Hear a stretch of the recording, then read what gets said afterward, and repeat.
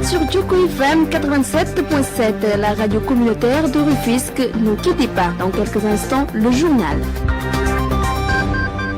Fidèles auditeurs de la radio Djoko FM, bonjour et bienvenue dans cette édition de la mi-journée 13h30. Tout de suite, le sommaire.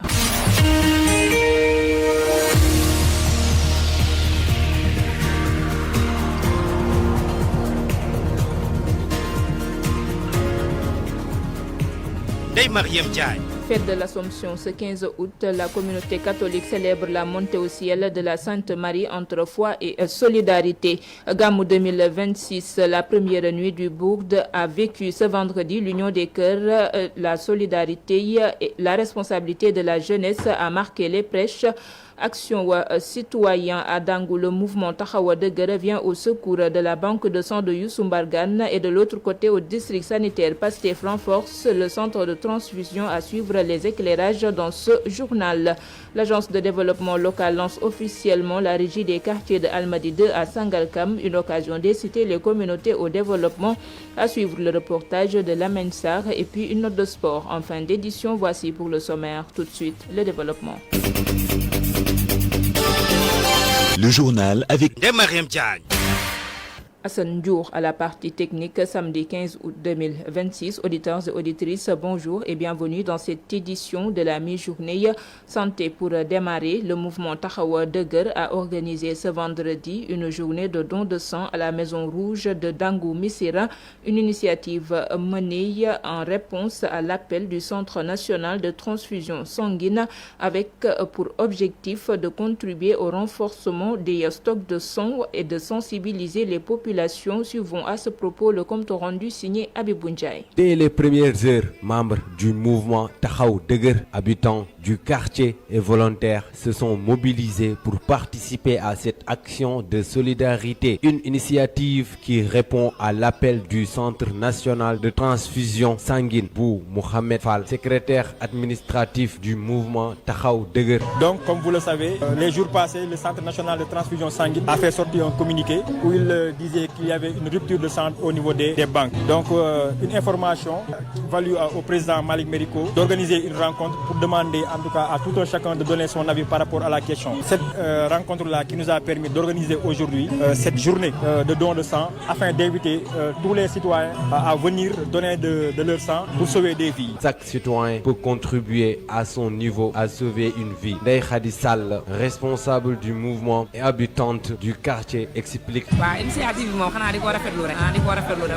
On salue cette initiative parce que nous savons tous l'importance du don de sang. Donc, si le mouvement Tahaw Deguer appelle à ce genre d'initiative, les auteurs seront les premiers à y participer. Nous savons tous que la banque de sang de l'hôpital Youssou Mbargane est en difficulté. Nous sommes tous donc derrière le président. Dans les rangs des donneurs, le message est clair. Donner son sang est un geste simple mais qui peut faire la différence pour une personne malade ou victime d'un accident. Bache Keman, artiste reggaeman, venu donner un peu de son sang, témoigne et invite les populations à faire ce geste régulièrement.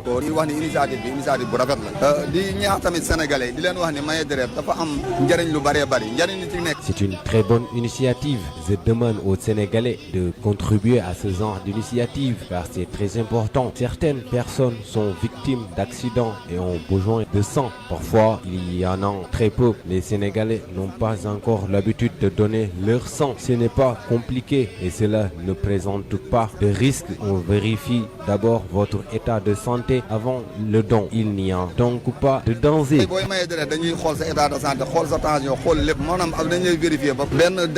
À Dangou Missira, le message porté par le mouvement Tahaw Deguer reste donc simple. Quelques minutes consacrées au don de sang peuvent offrir une nouvelle sens à une personne dans le besoin. Une mobilisation placée sous le signe de la solidarité et de l'humanité. Cette initiative est saluée par les responsables du mouvement. Pour eux, donner son sang, c'est contribuer directement à sauver des vies. Écoutons Kambi Samb, coordonnateur du dit mouvement, toujours avec Abibou Ndiaye. Donc, ce qu'aujourd'hui le mouvement Taxawu Dëgër et son président, le président Malick Marigo, ont fait aujourd'hui, vraiment c'est salutaire. C'est un geste plein d'enseignement, c'est un geste fort, c'est un geste d'humanisme. Parce que, à l'appel du centre de transfusion sanguine, comme quoi la banque de sang est en baisse, le mouvement Taxawu Dëgër et ses membres se sont réunis ici pour répondre à l'appel du centre de transfusion sanguine. Et aussi c'est un geste fort dans la mesure où ça sauve des vies. Parce que donner son sang, c'est sauver des vies. Bon, il y a beaucoup de personnes qui en ont besoin. Souvent ce sont les malades. Souvent aussi il y a des accidentés qui ont besoin des drépano et ainsi de suite. Il y a certaines formes de maladies qui causent des anémies. Et quelqu'un qui est dans cette situation aimerait vraiment être sauvé. Et c'est ce que les membres du mouvement Taxawu Dëgër ont fait aujourd'hui.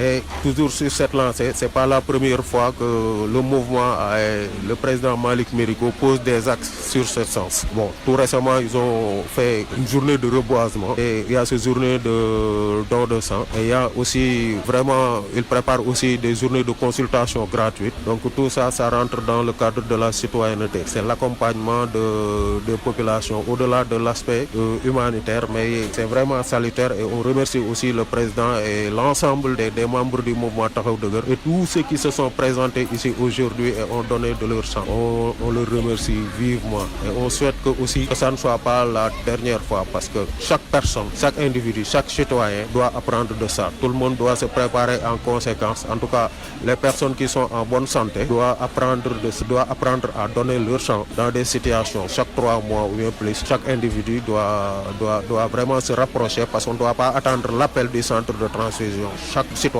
doit apprendre vraiment à donner de son sang pour sauver des vies. Parce que c'est un geste noble, c'est un geste humanitaire et aussi vraiment ça sauve des vies. Donner son sang, c'est sauver des vies. Toujours dans le cadre de ces actions citoyennes face à la pénurie criante de sang signalée par le Centre national de transfusion sanguine, le parti PASTEF se mobilise à Rufisque. La formation politique a organisé une journée de don de sang au poste de transfusion du centre de santé local permettant de récolter 50 poches dès la matinée. Babambo, coordonnateur PASTEF Rufisque Est, que nous écoutons au micro de Khadija May.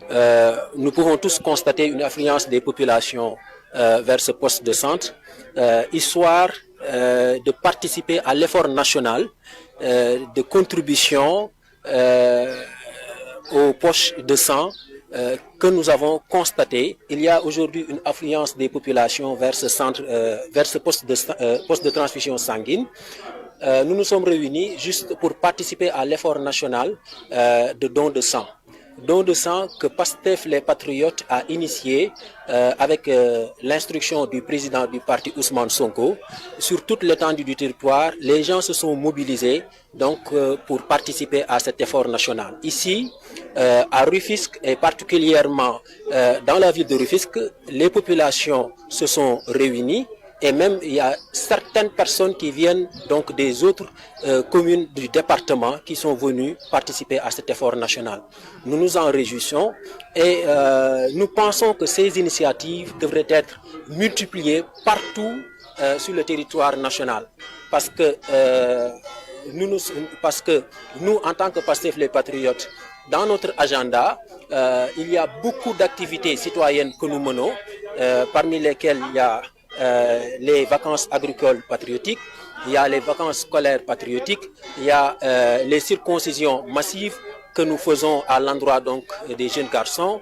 Il y a aussi énormément donc d'activités comme celle-ci.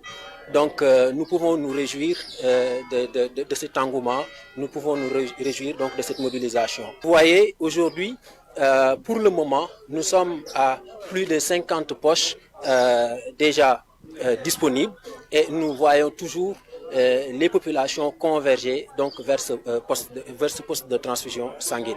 Donc certainement d'ici la fin de la journée, les objectifs seront atteints et nous allons poursuivre donc cet élan donc de solidarité.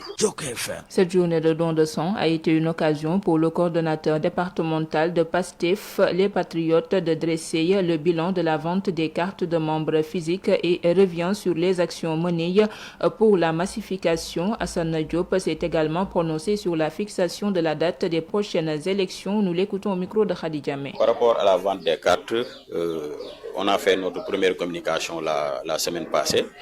Il y a de cela 10 jours, on était à 15 873 cartes de membres écoulées. Quand je dis cartes de membres, je dis les cartes physiques au niveau du département, à travers les 11 communes, sans pour autant compter les cartes virtuelles, parce que nous n'avons pas encore maîtrisé le nombre de cartes virtuelles écoulées. Mais pour les cartes de membres physiques, nous sommes à 15 873 à travers le département de Rufisque. Actuellement, on n'a pas encore fait le cumul, mais nous serons vers les 20 000 cartes de membres. Et ça, c'est le travail de tout un chacun, mais plus particulièrement des coordonnateurs qui pilotent les comités locaux installés à travers les communes, pilotés par les commissaires, ainsi que le superviseur.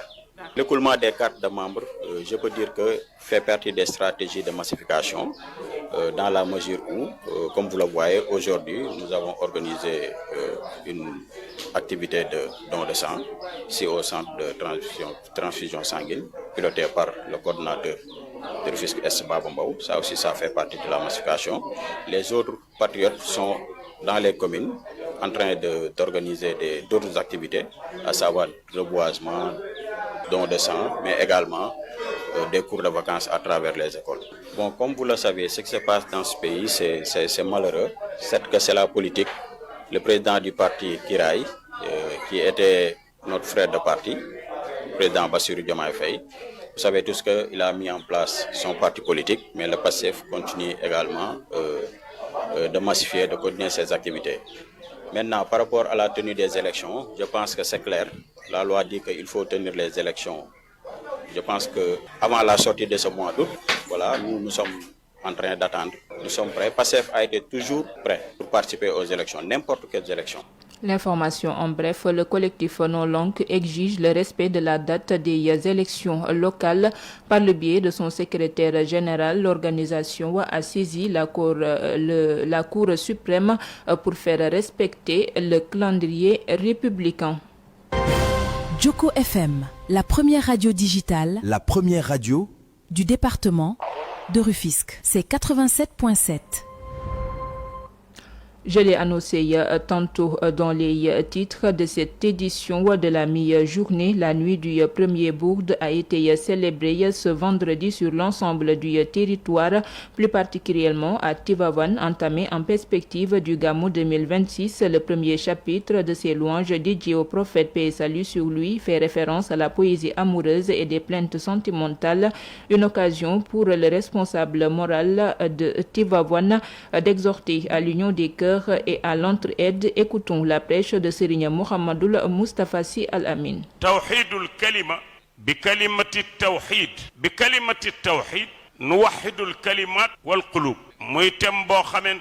Unifier les cœurs et les paroles par la parole de l'unicité, c'est le thème que le Khalif général de Tivaouane a choisi cette année, qui nous exhorte aux enseignements humanistes. Cette leçon doit nous permettre de revoir nos relations en tant que musulmans, en tant que voisins et en tant que compatriotes. Nous devons nous unir dans la vérité, la paix et la solidarité. Le Khalif a bien noté la dégradation des mœurs et la destruction des liens sacrés, raison pour laquelle il souhaite une révision en profondeur de nos comportements, car il est primordial que nous nous unissions. C'est un levier incontournable pour le développement. Au contraire, cela peut nuire à notre société et enfreindre notre évolution sur tous les plans.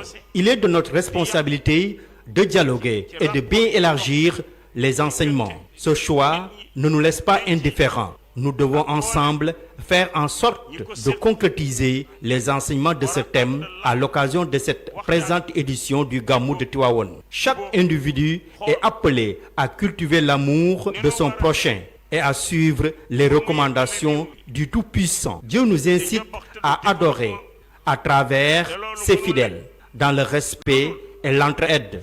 Nous vous demandons solennellement de rester unis dans la tolérance et l'honnêteté. Culturellement, spirituellement, moralement na dellu ci shiar bi woowaat rek ci mbokk yi ci taxawaay. Cet appel ne laisse pas indifférent la jeunesse. À Sant Yalla, le premier bourde a été une occasion de conscientiser cette couche sur leur rôle et leurs responsabilités dans la société. Mame Madiagne Diop, président de l'ASC de l'association Aide, que nous écoutons. Bon, je pense que d'abord c'est un moment d'espérité où on doit se retrouver, se rappeler les principes de l'islam. En tant que jeune, ça permet de les conscientiser, de leur donner leur valeur, leur position, leur engagement par rapport à ce qu'ils attendent. Parce qu'ils sont tenus après de continuer ce legs-là que les anciens nous ont laissé ici.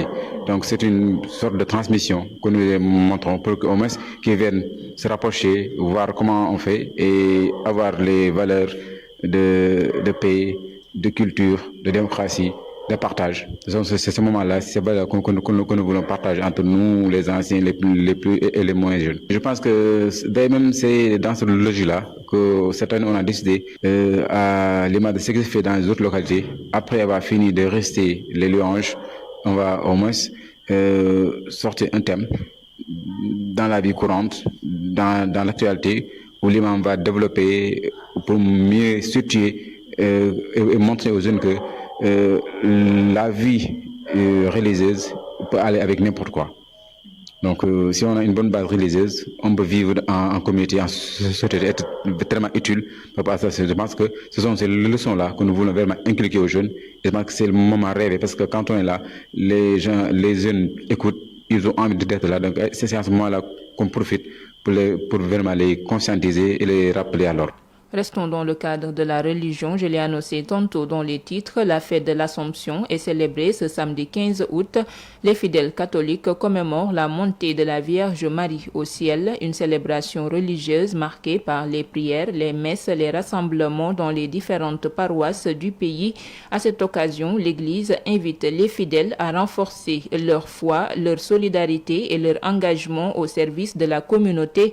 Joseph Diagne, membre de la cellule communication de l'église Sainte-Agnès de Rufisque, que nous écoutons. D'abord, définir c'est quoi l'Assomption. L'Assomption désigne dans la religion catholique le dogme c'est-à-dire une croyance selon lequel la Vierge Marie, mère de notre Seigneur Jésus-Christ, est montée au ciel corps et âme à la fin de sa vie terrestre. Cette fête religieuse est célébrée le 15 août de chaque année. Donc le mot Assomption vient du mot latin assumptio, c'est-à-dire l'action de prendre avec soi. Donc, Assomption de la Vierge Marie, c'est-à-dire le Dieu a pris avec lui la Vierge Marie. Le Seigneur a pris avec lui la Vierge Marie.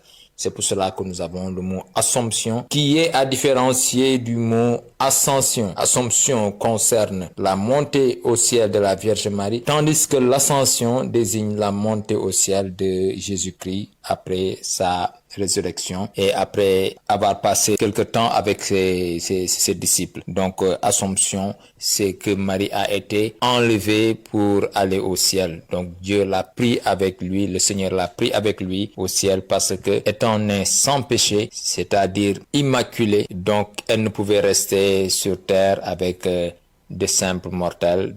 Donc, le Seigneur l'a pris avec lui, Assomption de la Sainte Vierge Marie. Cette célébration nous permet de revenir sur l'importance de la Vierge Marie. Elle nous est donnée en exemple, elle, la mère de notre Seigneur Jésus-Christ. Elle est la meilleure pour nous, pour intercéder auprès de son Fils Jésus. Comme une mère demande des choses à son fils que son fils ne saurait refuser. Et en plus de ça, son Fils, notre Seigneur Jésus-Christ, nous l'a confié au pied de la croix alors qu'il était mourant en nous disant « Femme, voici ton fils » en désignant Jean. Jean représente nous maintenant, le peuple catholique, le peuple de Dieu. Voici ta mère et femme, voici ton fils. C'est à partir de ce moment-là que le disciple l'a pris chez elle. C'est-à-dire que nous avons pris Marie avec nous. Donc c'est une mère, le Seigneur nous l'a confiée.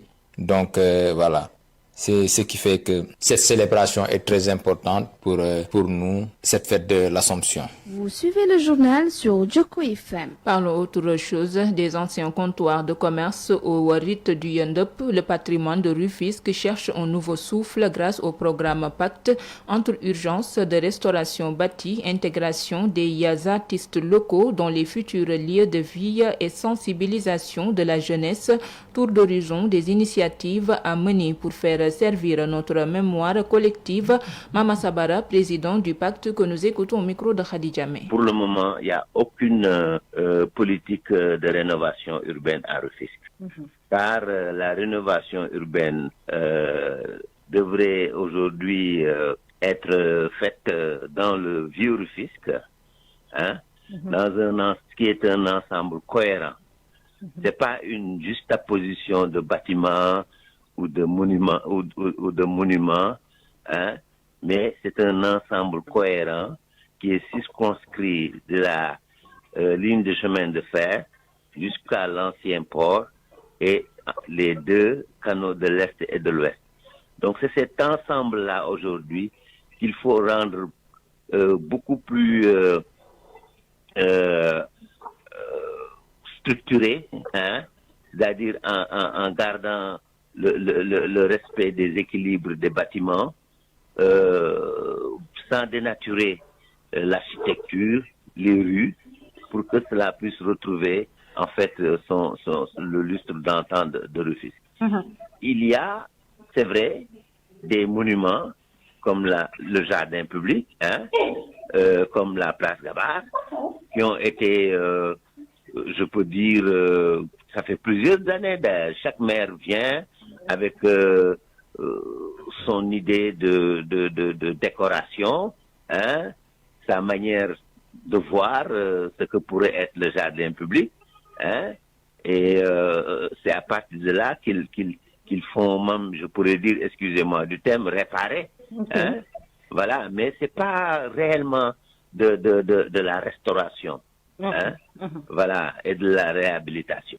Autre aspect de l'actualité, la régie de quartier d'Almadies 2 dans la commune de Sangalkam a été officiellement lancée ce vendredi 14 août par le directeur général de l'agence de développement local, placée sous le signe de l'unité et de l'action de proximité. Cette nouvelle structure vise à faire des habitants les acteurs de leur propre développement. Suivons à ce propos le compte rendu signé Lamine Sarr. Le directeur général de l'agence de développement local a procédé ce vendredi 14 août au lancement officiel de la régie de quartier d'Almadies 2 dans la commune de Sangalkam. Au nom de l'agence de développement local, je souhaite plein succès à la régie de quartier des Almadies 2 et déclare officiellement lancé le programme de développement des régies de quartier du Sénégal. Vive le développement local, vive Almadies 2. Cette installation marque une nouvelle étape dans la décentralisation et la promotion de la gouvernance de proximité. Prenant la parole au nom du maire Alpha Bokar Khouma, Ibrahim Ndoye a salué une initiative porteur d'espoir. Il a réaffirmé l'engagement total de la municipalité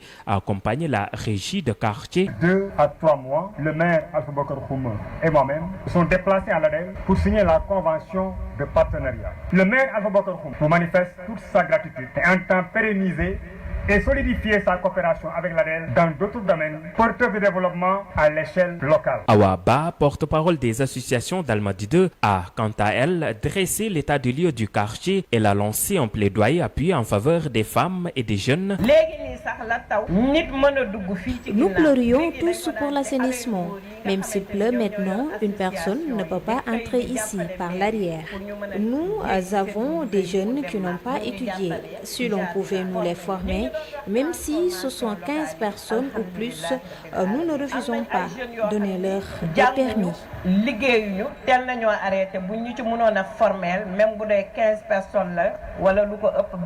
Représentant le ministre des collectivités territoriales et de l'aménagement des territoires, M. Keita a rappelé la vision du ministère à soutenir les initiatives locales.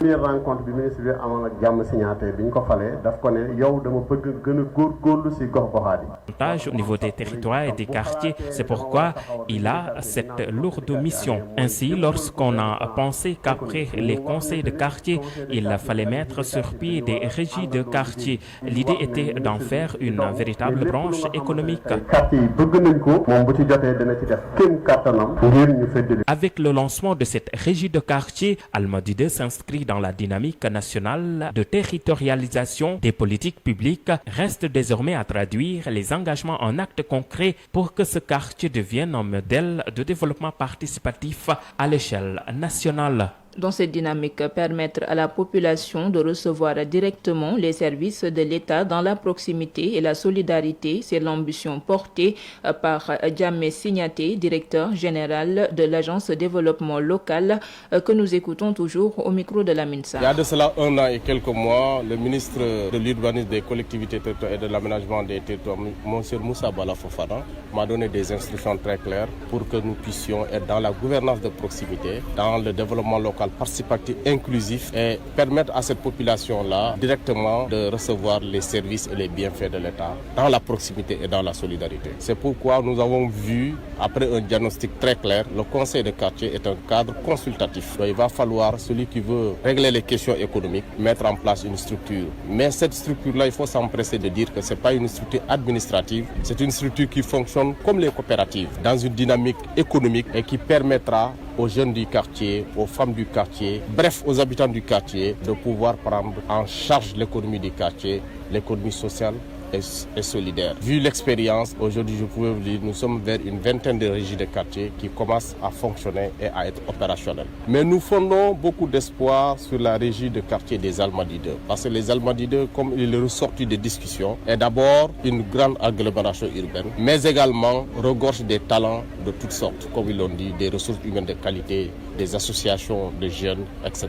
Donc, pour l'expérimentation, l'Almadies 2 peut être cette régie pilote qui pourra, aux yeux des autorités, nous pouvons les exprimer ou bien les exposer les résultats probants et leur demander de nous accompagner pour que sur l'ensemble du territoire sénégalais, que les régies de quartier soient désormais intégrées dans les cadres de concertation de proximité. Donc nous voudrions dire à Madame le délégué de quartier que dans le coaching territorial, nous voudrions que les Almadies 2 soient positionnés comme la meilleure régie. Donc la balle est dans son camp et nous l'invitons, avec la régie qui est installée, de travailler de façon très claire pour que les résultats sous peu de temps soient là. Et j'en profite pour dire, Inch'Allah, l'agent de développement local, avec la régie, les associations, les bonnes volontés, même les sociétés comme Cediva, lancer l'éco-quartier ici aux Almadies 2 pour régler quand même quelques problèmes. Avant de boucler cette édition basketball avec la Coupe d'Afrique des moins de 18 ans chez les hommes, les Lionceaux du Sénégal vont jouer la demi-finale cet après-midi contre le Mali. Coup d'envoi à partir de 15h. Football navétane dans le département de Rufisque. Programme du week-end, zone 6A de Yen à partir de 15h. Kip va jouer contre Sébissou à 17h. Diamniadio joue contre Yakar. Et le dimanche, pour la zone 6B, à 15h, Yeba va jouer contre Djambar. À 17h, Gouye Sopi joue contre Darussalam. C'est le programme de la zone 6A. Et pour la zone 8 de Yen, ce samedi, à partir de 15h, Garay va jouer contre Mbelengui. Et à 17h, Espoir joue contre Lougas. Le dimanche 16 août, 15h, Carrière joue contre Etienne. Et à 17h, Dag joue contre Khaya. C'est cette information sportive qui met fin à cette actualité de la mi-journée. Neymar Diagne à la présentation, Hassan Diour à la partie technique. Autre aspect de l'actualité, 16h, les brèves avec Lamine Sarr et Abibou Ndiaye. D'ici là, merci de rester à l'écoute des programmes de la radio Joko FM et passez un excellent week-end à toutes et à tous.